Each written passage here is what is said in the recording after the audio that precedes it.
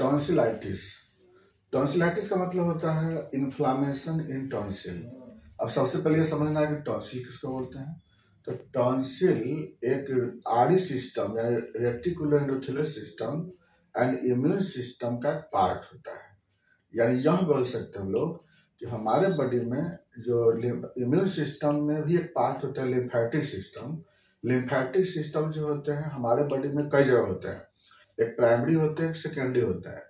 Primary lymphatic organ में आपको होते हैं बोन मैरो और थाइमस, जबकि सेकेंडरी लिम्फाइड ऑर्गन जो होते हैं उसमें tonsil, adenoid, pairs patch, spleen, lymph node and malt, ये सबको बोलते हैं लिम्फाइड ऑर्गन बोलते हैं। तो टॉन्सिल भी जो होता है ना सेकेंडरी लिम्फाइड ऑर्गन के पार्ट है या इम्यून सिस्टम के पार्ट बोल सकते हैं।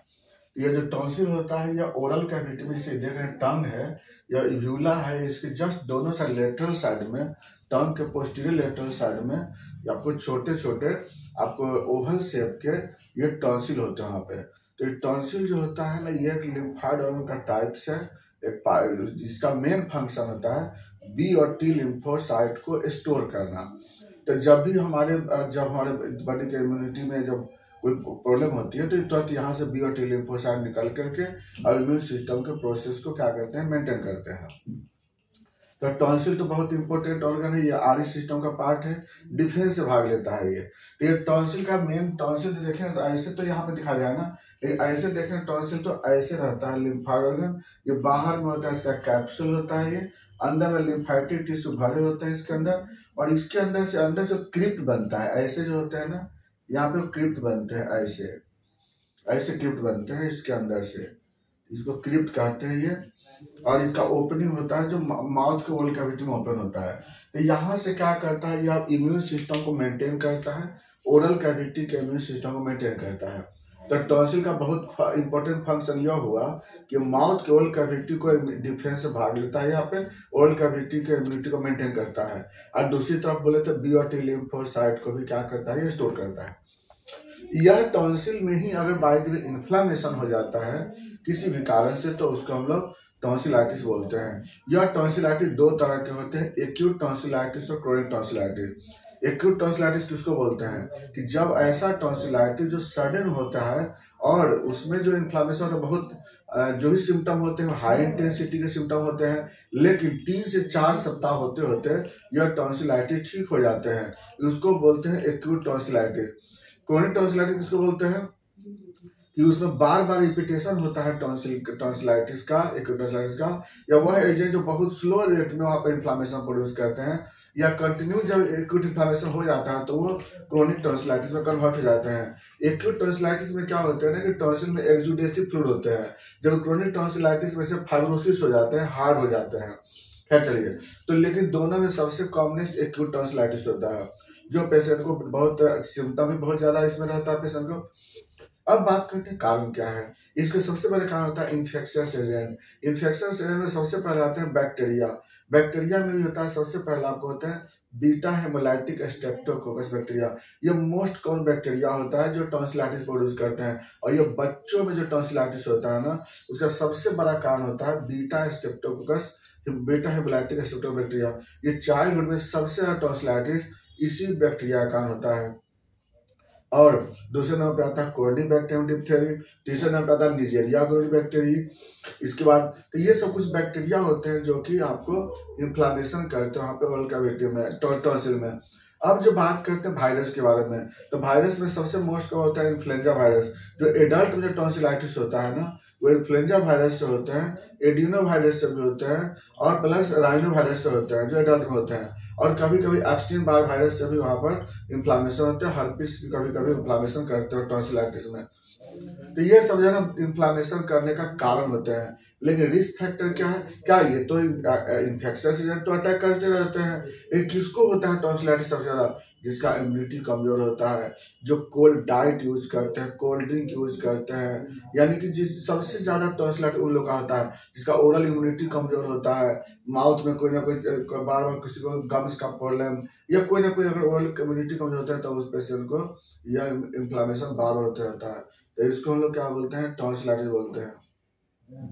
इसका इम्यूनिटी किसी कारण से भी कमजोर हो सकता है। अब बात करते हैं इसके सिम्टम के बारे में।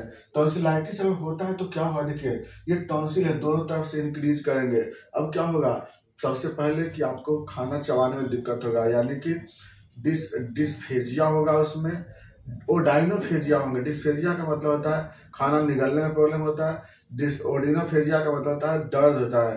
तो ओरल ओडिस्फेजिया और ओरल ओडाइनोफेजिया डेवलप होता है यहाँ पे। उसका ट्रिस्मस भी हो सकता है, माउथ ओपनिंग करने में दिक्कत होगा यहाँ पे आपको, पेनफुल मेस्टिकेशन, खाना चबाने में दिक्कत होगी।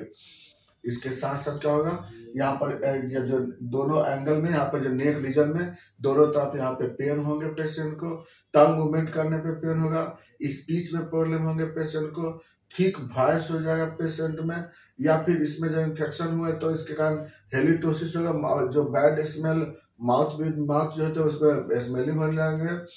इसके बाद आपको जब वॉइस ठीक हो जाता है, उसके बाद ये सब जो है ना सबसे बड़ा प्रॉब्लम होता है। उसके साथ फिर क्या होगा, पेशेंट को फीवर भी आ जाएगा, एनोरेक्सिया पेशेंट को होगा, भूख की कमी हो जाएगी। इसके बाद जो होता है पेशेंट को कभी कभी हेडेक भी हो जाएंगे। तो सबसे बड़ा प्रॉब्लम टॉन्सिलाइटिस के कारण मरीज को सबसे बड़ा प्रॉब्लम होता है कि उसको बोलने में प्रॉब्लम होगा, स्पीच पर प्रॉब्लम होगा, खाना को निगलने में और उसको चबाने में प्रॉब्लम होता है। ये सब बहुत ही कॉमनेस्ट सिम्टम मिलते हैं पेशेंट में।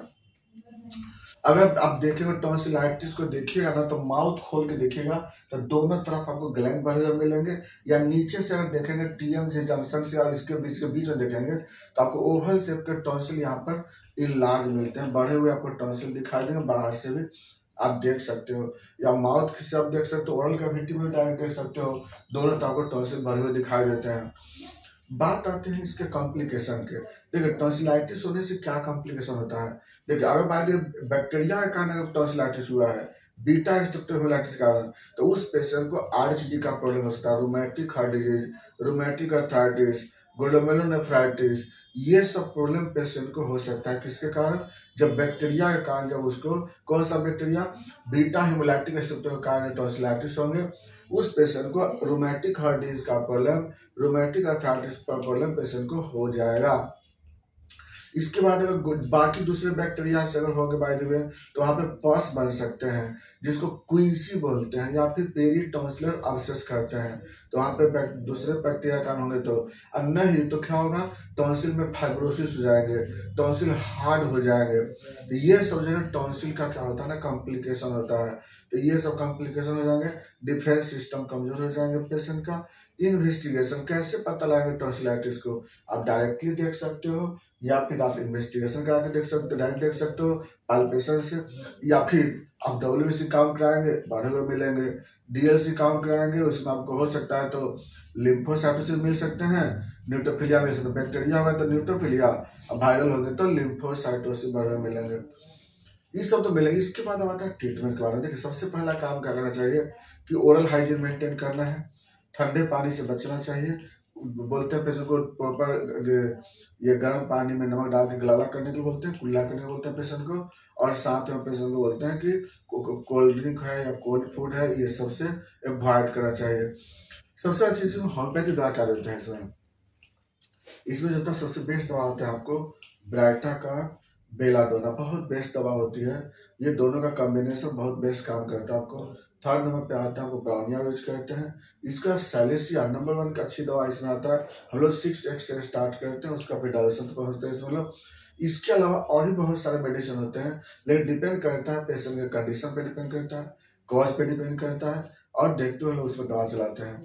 तो ये था आपका टॉन्सिलाइटिस। बाकी फिर चलेंगे नेक्स्ट वीडियो चलेंगे। Thank you.